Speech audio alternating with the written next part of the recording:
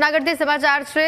રેન્જમાં પોલીસની ટેકનિકલ ટીમે વારંવાર ગુના કરતા આરોપીઓ પર દેખરેખ માટે સાવજ એપ્લિકેશન વિકસાવી છે। 4 નવેમ્બર 2023ના રોજ ગૃહમંત્રી હર્ષ સંઘવીએ આ એપનું લોન્ચિંગ કર્યું હતું અને તાજેતરમાં સાવજ એપ્લિકેશનને રાષ્ટ્રીય સ્તરે એવોર્ડ પ્રાપ્ત થયો છે।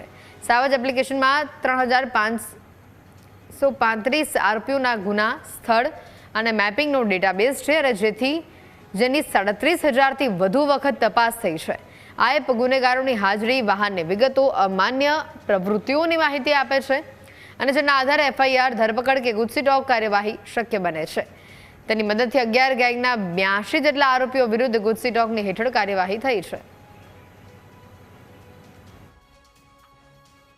સાવજ એટલે SAVAJ એટલે surveillance application for various accused of Junagadh.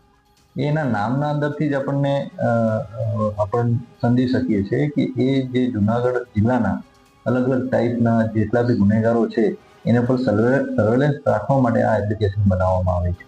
આનું જે ડેટાબેઝ તૈયાર કર્યો છે એ લગભગ 3335 એટલે 3335 ક્રિમિનલ એલિમેન્ટ જે છે એનું ડેટા આ એપ્લિકેશનની અંદર અમે તૈયાર કરેલું છે। એના આખું પ્રોજેક્ટ કરવામાં આવ્યું રાષ્ટ્રીય કક્ષાએ, જેની નોંધ લઈને એક જે એવોર્ડ આપવામાં આવે છે એ એવોર્ડ અમને મળેલું છે। એ સ્કોચ એવોર્ડ છે, જે રાષ્ટ્રીય કક્ષાનો એવોર્ડ છે।